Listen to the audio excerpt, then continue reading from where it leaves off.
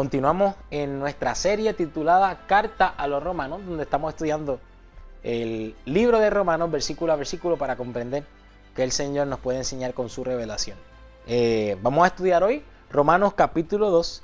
Entendemos que comenzaremos en el versículo 5 y estudiaremos bastante del capítulo 2. Trataremos de llegar hasta el versículo 16, ¿verdad? Pero antes de continuar con nuestro estudio, quiero pedir que me acompañes en oración, donde estés. Padre, gracias por la oportunidad que tenemos de continuar estudiando tu palabra. Te pido de manera especial que tú puedas derramar tu espíritu de manera abundante para que podamos comprender tu verdad. Sabemos, oh Padre, que el conocimiento de tu palabra, el conocimiento de tu bondad nos guía al arrepentimiento. Así te pido, oh Padre, que a través de este estudio podamos recibir más conocimiento acerca de quién eres tú, de cómo eres tú, un Dios de amor, para que podamos entregarnos enteramente a ti. Estas cosas las pedimos en el nombre de Jesús. Amén. Bueno, antes de comenzar a leer el versículo 5 de Romanos capítulo 2, estuvimos viendo, por último, en el último estudio que tuvimos, que es la bondad de Dios lo que nos guía al arrepentimiento, ¿verdad? Y vimos cómo este Dios es paciente con nosotros, esperando que cada uno de nosotros no perezca, sino que procedamos al arrepentimiento, porque nuestro Padre no desea que nosotros perezcamos. Por el contrario, nuestro Padre quiere que nosotros podamos ir al arrepentimiento y poder vivir eternamente con Él. Sin embargo, evidentemente Pablo, vimos que el capítulo 1 lo que estaba haciendo era hablando de los pecados que normalmente nosotros podríamos hablar que son los pecados de aquellos que están alejados, los pecados de aquellos que no están, ¿verdad?, que están en el paganismo y que no están en el cristianismo, podríamos decir. Sin embargo, él vira la tortilla en el capítulo 2 y comienza a hablarnos a nosotros. Y muy probablemente, ¿verdad?, en el estudio pasado nos sintamos un poco condenados por los pecados que nosotros hemos cometido. Sin embargo, yo quiero que sepas que la misma Biblia menciona, el mismo Pablo escribió acerca de la condenación y dice que la condenación es un ministerio glorioso. Sin embargo, aún más glorioso es el ministerio de la justificación, ¿verdad? Y a medida que estudiamos el tema de la justicia, que es por la fe, yo te pido que no rechaces, que no rehuyas a la condenación, siendo tentado a tratar de señalar las faltas de los demás, sino que tú aceptes que eres un pecador, que aceptes esa condenación, porque todavía hay tiempo para poder arrepentirnos y todavía hay tiempo para recibir esta gracia que Dios nos está ofreciendo a todo momento dado. Dios nos ha regalado de su gracia, Dios nos ha dado gracia, y donde hay pecado hay gracia, y ahí está Cristo cerca de tu corazón, cerca de tu pecado, para darte la gracia que Él ha estado derramando durante todo el tiempo que hemos rechazado. Así que yo te pido que aceptes la condenación, si es que alguna has recibido durante estos estudios, ¿verdad? Pero que si aceptas esta condenación, acepte aún más la gracia abundante que Cristo está derramando sobre ti. Voy a leer el versículo 5. Voy a leer, ¿verdad?, para que tengamos un poquito de contexto. Dice: mas por tu dureza y por tu corazón no arrepentido, atesoras, dice mi versión, para ti mismo ira para el día de la ira y de la manifestación del justo juicio de Dios. Y habíamos visto en el primer capítulo que la ira de Dios se manifiesta contra la maldad, contra la impiedad, contra el pecado, ¿verdad? Así que lo que estamos viendo es que por nuestra dureza y por nuestro corazón no arrepentido es que entonces estamos atesorando ira para el día de la ira, de la manifestación del justo juicio de Dios, ¿verdad? Hemos de recibir esta ira y vimos que realmente la ira es la consecuencia de nuestros pecados. No es Dios mediante su fuerza activa infligiendo algún tipo de castigo, sino que Él permitiendo que lo que nosotros hemos elegido se complete, ¿verdad? Aunque sea con dolor en su corazón, porque Él no quiere que ninguno de sus hijos perezca. Yo quiero simplemente hacer una aclaración respecto a este mismo punto, y es que el castigo de los impíos realmente es el resultado de su propia elección, ¿verdad? No podemos pensar que es un acto arbitrario de parte de Dios, que Dios decide quiénes van a tener el castigo y quiénes no tienen el castigo. La realidad es que todos nosotros elegimos, ¿verdad?, si queremos tener la vida o queremos tener la muerte, porque Dios es la única fuente de vida, ¿verdad? Y su vida es paz, y si nosotros escogemos a Dios, estamos escogiendo la vida y estamos escogiendo la paz. Sin embargo, si nosotros rechazamos a Dios, estamos rechazando la vida y estamos rechazando la paz. Por lo tanto, lo que estamos es aceptando la única alternativa que queda, que sería la muerte y la ira. ¿Verdad? Quiero leer este texto, Proverbios capítulo 1, versículo 29 al 32, dice lo siguiente.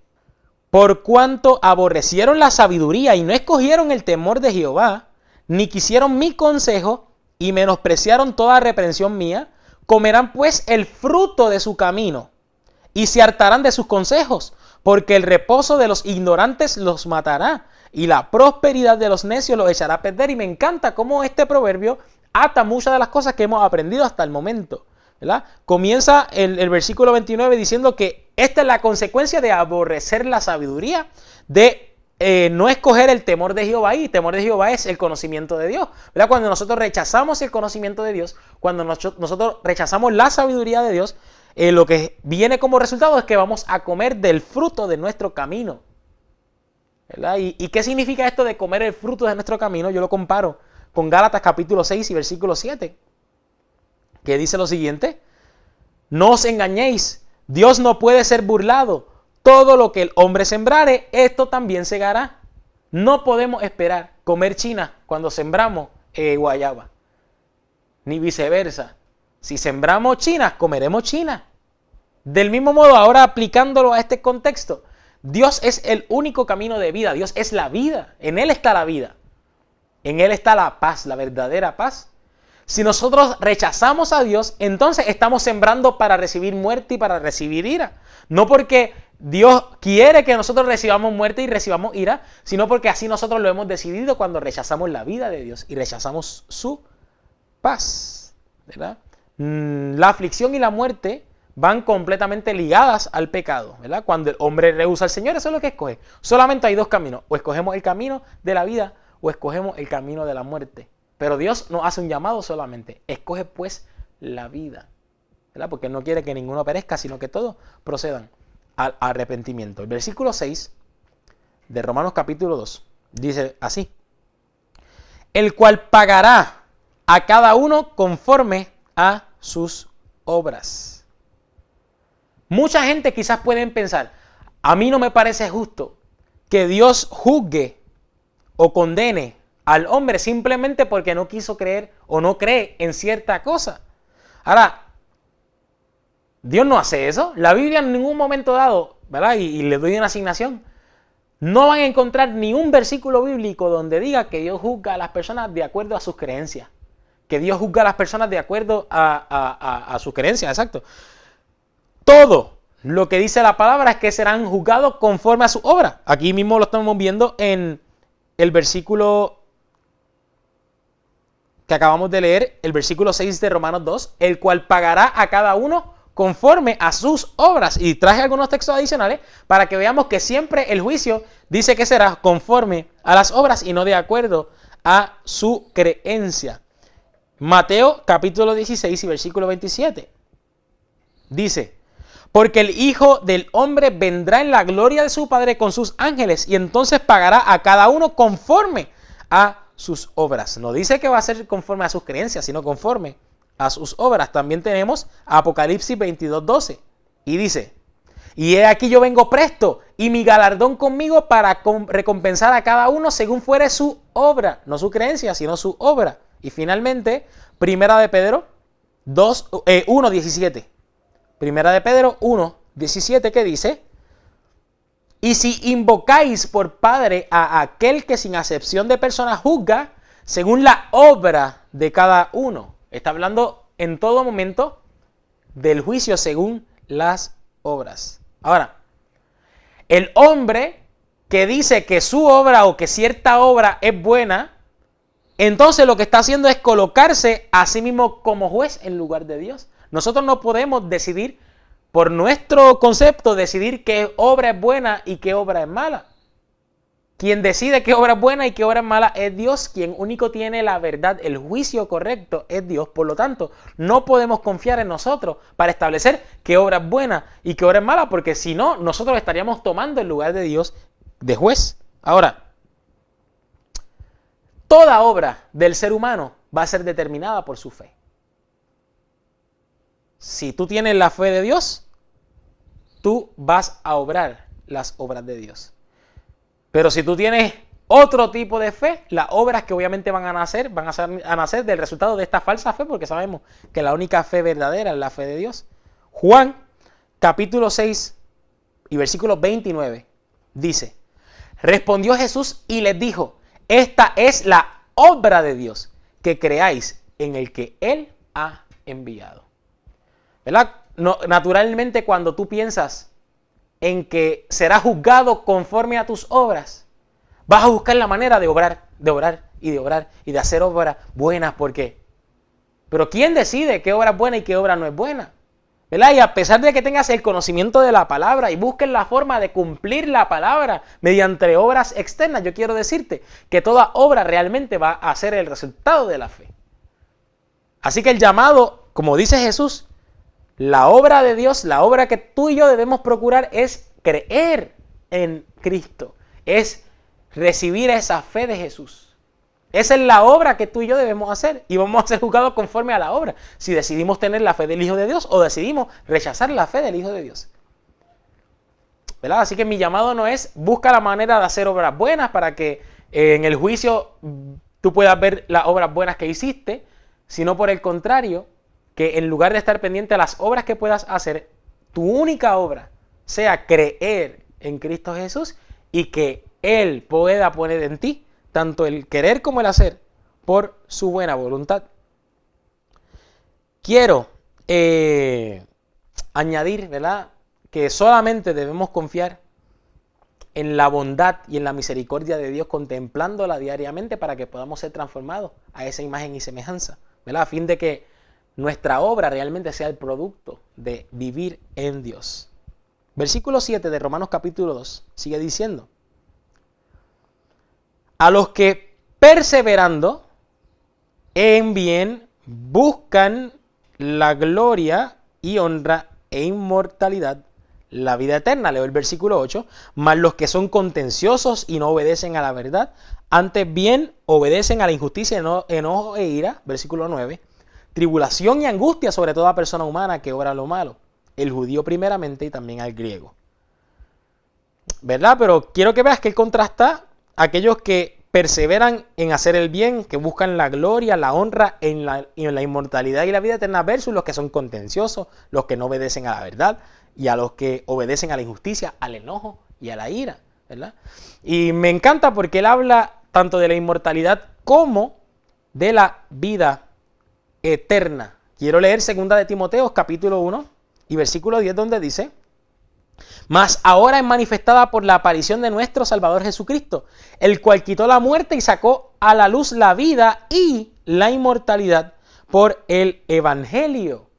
Me encanta porque es por el Evangelio como él saca a la luz tanto la vida como la inmortalidad. Y yo quiero definir que la vida y la inmortalidad son dos cosas completamente diferentes. La palabra dice que el que tiene al Hijo de Dios tiene la vida, y evidentemente es la vida eterna. Si nosotros repasamos el texto que hemos leído, Juan 17:3, dice: esta empero es la vida eterna, que te conozcan a ti, el único Dios verdadero, y a Jesucristo, a quien tú has enviado. Así que tan pronto nosotros conocemos al Señor y tenemos al Señor, tenemos la vida eterna, tan pronto conocemos a este Señor. Sin embargo, no tenemos la inmortalidad hasta que el Señor venga por segunda vez. Por eso quise traer el texto que está en 1 Corintios, capítulo 15, versículos 51 al 53, que dice: he aquí os digo un misterio, todos ciertamente no dormiremos, mas todos seremos transformados. En un momento, en un abrir de ojo, a la final trompeta, porque será tocada la trompeta, y los muertos serán levantados sin corrupción, y nosotros seremos transformados, porque es menester que esto corruptible sea vestido de incorrupción, y esto mortal sea vestido de inmortalidad. ¿Verdad? Y lo que nosotros realmente debemos procurar es la inmortalidad, según dice el texto, y el hecho de que el texto nos está diciendo que debemos procurar la inmortalidad confirma que nadie la posee ahora mismo. ¿Verdad? Y con esto quise simplemente quitar alguna mentira de nuestras mentes que establece que hoy nosotros podemos recibir la inmortalidad Evidentemente no. Los cuerpos han de ser vestidos de inmortalidad cuando Cristo venga a buscarnos. No ahora, sino cuando Cristo venga. Nosotros sí podemos recibir la vida eterna al recibir al Señor, al conocer al Señor y aceptarlo. Pero recibiremos la inmortalidad cuando Cristo venga. Nadie, ¿verdad? Puede tener todavía inmortalidad hasta que Cristo venga, ¿verdad? Y puesto que Dios la ha sacado a la luz por el Evangelio, como decía el texto, es evidente que solamente y exclusivamente a través del Evangelio es que podemos hallar esta inmortalidad. De manera que aquellos que no acepten el Evangelio, la realidad es que no pueden tener la inmortalidad. Los que tendrán la inmortalidad son aquellos que acepten el Evangelio de Dios. Sigo leyendo. Romanos capítulo 2. Voy a leer versículo 8 y versículo 9. Mas a los que son contenciosos y no obedecen a la verdad, antes obedecen a la injusticia, enojo e ira, tribulación y angustia sobre toda persona humana que obra lo malo, el judío primeramente y también al griego, ¿verdad? Está hablando de lo que es la tribulación, de lo que es la angustia, ¿verdad? Pero yo quiero que tú sepas que la tribulación y la angustia van a tener un punto final, ¿verdad? El hecho de que solamente los que son de Cristo van a recibir, obviamente en su venida, la inmortalidad, demuestra que todos los demás dejarán de existir. Así que no solamente estamos rompiendo una mentira que establece que hay personas que hoy pueden tener la inmortalidad, sino también que establece que cuando Cristo venga a buscarnos, todos van a ser inmortales y otros van a estar destruyéndose eternamente en la eternidad. Y yo quiero que tú sepas que la inmortalidad es exclusiva para aquellos que son de Cristo, para aquellos que reciben el Evangelio. Así que significa que si nosotros procuramos la inmortalidad y recibimos la inmortalidad, todos aquellos que no reciban la inmortalidad porque rechazaron el Evangelio dejarán de existir. Sí, obviamente sabemos que la Biblia habla sobre un castigo, sobre un tormento, que obviamente tendrían aquellas personas pecadores. Sin embargo, dure lo que dure, ese tormento llegará a su fin y solamente quedarán vivos aquellos que reciben la inmortalidad de Dios y el resto, ¿verdad? Va a ser destruido, ¿verdad? Va a haber una destrucción de los impíos. Quiero leer, por ejemplo, Isaías 10:25. Donde dice, mas de aquí a muy poco tiempo se acabará el furor y mi enojo para fenecimiento de ellos. ¿Verdad? Y aquí tengo el versículo, por ejemplo, en otra versión, pero de aquí a muy poco tiempo se acabará mi furor y mi enojo los destruirá a ellos, dirá otras versiones. La realidad es que los impíos serán destruidos al final. ¿Verdad? Y antes de continuar, quiero resaltar algo que dice el mismo versículo que acabamos de leer ahora mismo, de Romanos capítulo 2, versículo 9. Me encanta porque dice tribulación y angustia sobre toda persona humana que obra lo malo, el judío primeramente y también al griego. Leeré también el 10 y el 11. Mas gloria y honra y paz a cualquiera que obra el bien, al judío primeramente y también al griego, porque no hay acepción de personas para con Dios. ¿Verdad? Está confirmando que en efecto no hay acepción de personas para con Dios. Pero volvemos a ver el mismo ejemplo que habíamos visto en el capítulo 1, donde dice al judío primeramente y después al griego. ¿Verdad? ¿Y a qué se refiere, verdad, el hecho de al judío primeramente? Sabemos que no es que Dios hace acepción de personas, porque el mismo Pablo confirma al final, Dios no hace acepción de personas como conclusión necesaria para que no pienses que solamente aplica a los judíos o solamente aplica a los griegos o a los gentiles, ¿verdad? Cuando nosotros hablamos, por ejemplo, del primer ministro de un país, no quiere decir que no hubo ministro antes de él, ¿verdad? Sino que es el principal de ellos, ¿verdad? Cuando nosotros también quizás veamos como el primero de la clase en una clase escolar, es que no es que sea el primer alumno que ha llegado a la escuela, sino el mejor alumno, ¿verdad? Así que hablando de los judíos primeramente, lo que está estableciendo es que ellos tuvieron una mayor revelación. Y así como ellos recibieron una mayor revelación, es justo entonces que sean los primeros en el juicio, ¿verdad? Así como fueron los primeros de recibir la revelación de Dios para compartirla con los gentiles, en ese mismo orden entonces será el juicio, primero los judíos y entonces después los griegos o los gentiles. Pero esto no significa que Dios tiene algún tipo de trato especial en favor de los judíos. Como el mismo Pablo dice, no hay acepción de personas para con Dios, sea judío o sea gentil, es el mismo trato de parte de Dios. ¿Verdad?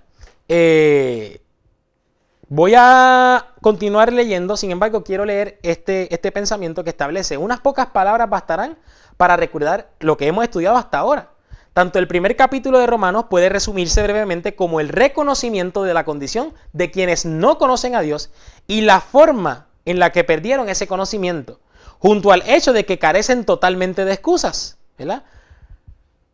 Sin embargo, muchos de nosotros cuando queremos ahora y estamos horrorizados, wow, cuán pecadores son estas personas que no conocen a Dios porque rechazaron este conocimiento, y queremos ahora juzgarlos, vimos cómo el capítulo 2 comienza hablando a nosotros, diciéndonos que no podemos juzgar a nadie porque también nosotros somos culpables de la misma ley con la cual estamos utilizando para juzgar a las personas, por la cual nosotros no tenemos excusa, ¿verdad? Así que lo que vamos a estar estudiando en lo que resta de capítulo 2 va a ser relacionado a nosotros, que también nos tendremos que atener al justo juicio de Dios.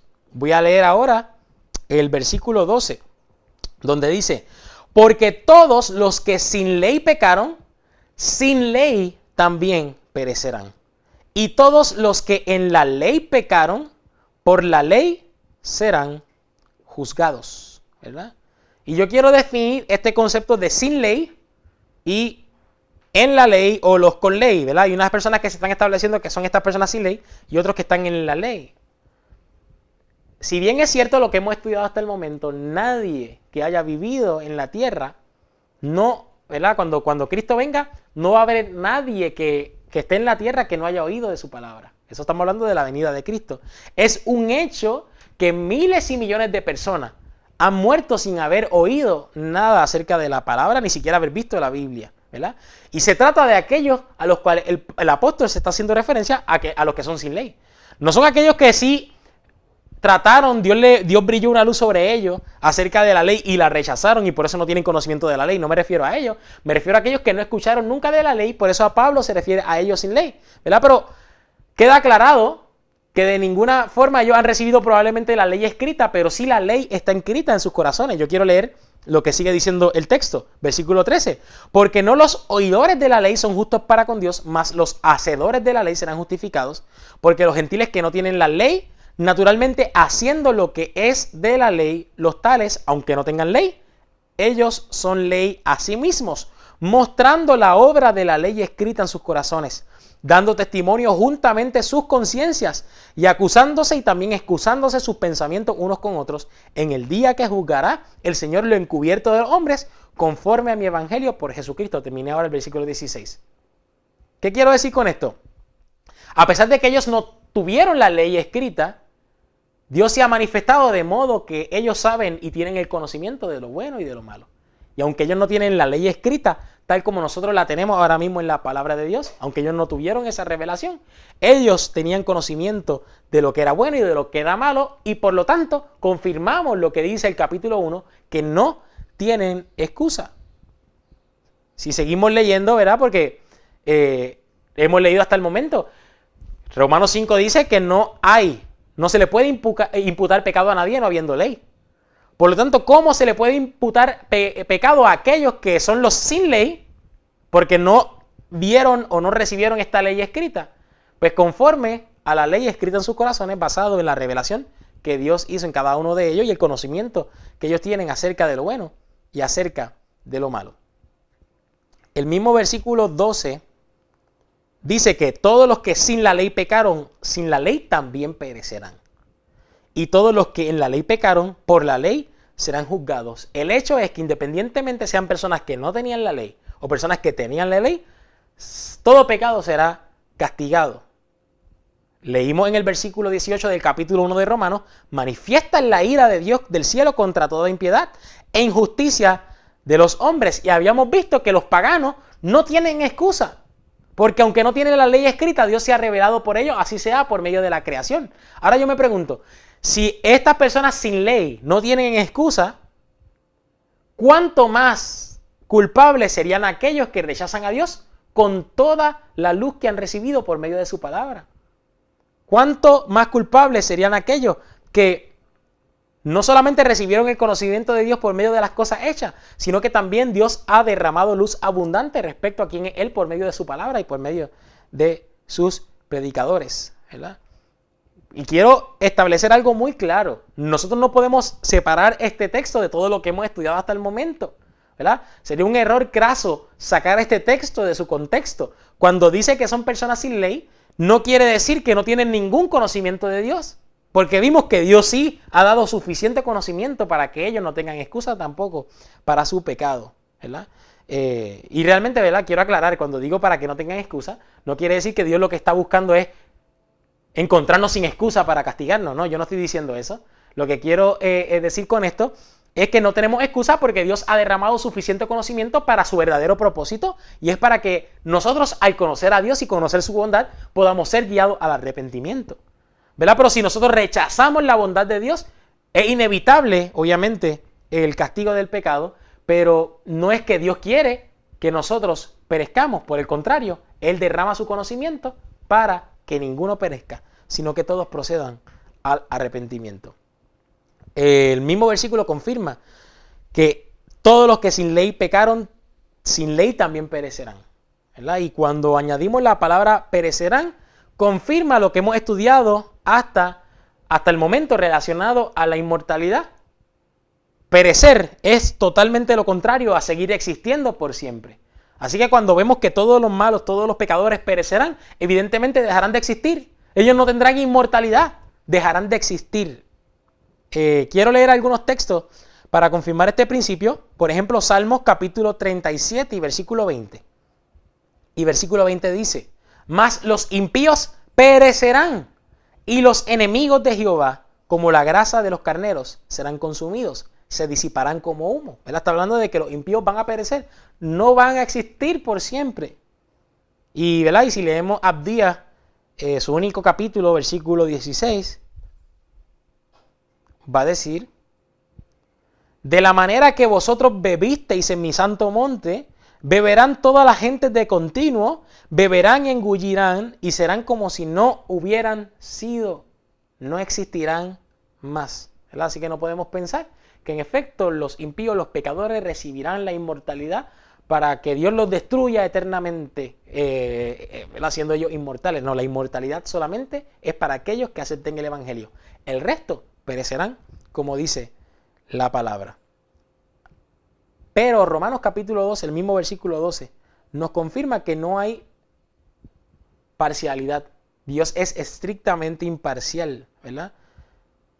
Todo pecador será castigado según lo que hemos leído hasta el momento. El pecador sin ley será juzgado sin ley, porque no recibió la ley, ¿verdad? Escrita en este caso. Y el que recibió la ley será juzgado por esa ley. Pero es un hecho que ambos serán juzgados en este contexto. Sin embargo, nadie será juzgado por aquello que no conoció, ¿verdad? Dios no va a castigar a nadie por una luz que no recibió, una luz que no brilló sobre él. Todo hombre, independientemente tengamos la ley escrita en su palabra como no, tenemos suficiente luz como para saber y reconocernos como pecadores. Todos nosotros tenemos suficiente luz, ¿verdad? Obviamente aquellos que tenemos la ley escrita, pues tenemos unos pormenores que quizás aquellos que no han recibido la ley, pues quizás no tienen. Por lo tanto, Dios en su justicia no va a tener como culpable a aquellos que no recibieron estos pormenores de la ley porque no habían recibido la ley escrita. Quien haya rechazado la luz de Dios, independientemente del grado, ¿verdad?, de lo que hayan rechazado, es igualmente culpable. Y yo me pregunto, hasta el momento, quizás cuando tú me estás escuchando, te parezca que no es justo que aquellos que hayan sufrido una luz comparativamente pequeña sufran la muerte por sus pecados de la misma forma en que personas que recibieron mayor luz también han de sufrir el castigo por estos pecados, ¿verdad? Y la dificultad para nosotros poder comprender en efecto o no entender, y por qué no entendemos que es justo o es injusto, es porque no consideramos apropiadamente lo que es el pecado. Si nosotros ahora, ¿verdad?, definimos ciertos aspectos, nos vamos a dar cuenta que independientemente hayamos recibido una luz comparativamente pequeña o una luz mayor, realmente somos igual de culpables. Quiero confirmar ciertos aspectos. Lucas 18-19, habíamos visto la historia del joven rico, cuando se le acerca a Cristo y le dice, maestro bueno. Y Cristo le dice, ¿por qué me llamas bueno? No hay ninguno bueno sino Dios. Confirmando que solamente Dios es bueno. Dios es la fuente de la bondad. Toda obra que aparece en el hombre, todo acto de bondad, realmente es la obra de Dios en el hombre. Sin embargo, Dios también es la fuente de la vida. No solamente la fuente de la bondad, sino también la fuente de la vida. Quiero confirmarlo con Salmos 36:9.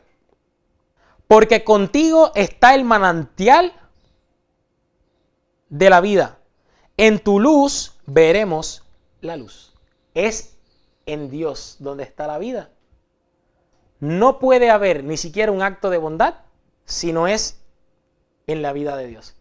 No puede haber ni siquiera, en este caso, la vida sin la vida de Dios. Resulta entonces evidente que cualquier persona que rechaza a Dios, independientemente el grado de conocimiento que haya recibido, se está cortando a sí mismo de la vida. Cuando tú y yo rechazamos lo que hemos recibido de parte de Dios, nos estamos apartando de la vida. Y yo te voy a decir algo. Cuando una persona recibe poco conocimiento de Dios y lo rechaza, es evidencia de que si hubiera recibido aún más conocimiento, lo hubiera rechazado también, ¿verdad? Si comparamos esto con otros principios, ¿verdad? El que poco es fiel, en lo mucho, ¿verdad? Si en lo poco has sido fiel, en lo mucho te pondré. Porque si en lo poco has sido fiel, es evidencia de que en lo mucho también ibas a ser fiel. En este caso, en la poca luz que has recibido, si la rechazas, de nada sirve que Dios te envíe más luz. Porque la realidad es que es evidencia, si tú rechazas poca luz del conocimiento de Dios, es evidencia de que tú has de rechazar una luz mayor si Dios te fuera a revelar aún más luz, ¿verdad? Y quiero simplemente leer, confirmando lo que hemos estudiado hasta el momento, y es lo siguiente. Romanos capítulo 2 comienza hablando de que ninguno de nosotros tenemos excusas para estar condenando a los demás.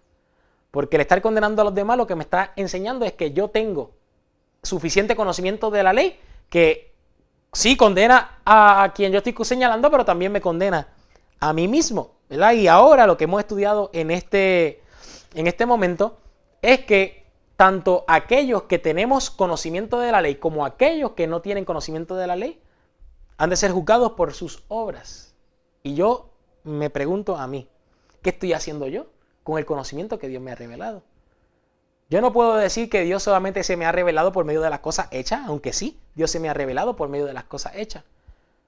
Pero yo puedo dar fe de que Dios se me ha revelado por medio también de su palabra. Dios se ha revelado por medio de su ley. Dios se ha revelado por medio de muchas personas que me han hablado acerca de Dios. Y si yo he recibido todo este conocimiento que transforma, ¿qué yo estoy haciendo con este conocimiento? ¿Me estoy resistiendo al Señor, ignorándolo, sabiendo el resultado que sería la muerte? ¿Verdad? El llamado en este estudio es que no rechacemos el conocimiento de Dios, que no resistamos al Señor. Independientemente del grado que tú has recibido de conocimiento de Dios, independientemente del grado de luz que ha brillado sobre ti, no la rechaces. Recíbela con gozo, ¿verdad? Para que el Señor pueda confiarte aún más luz que transforma, porque su luz es un poder que transforma.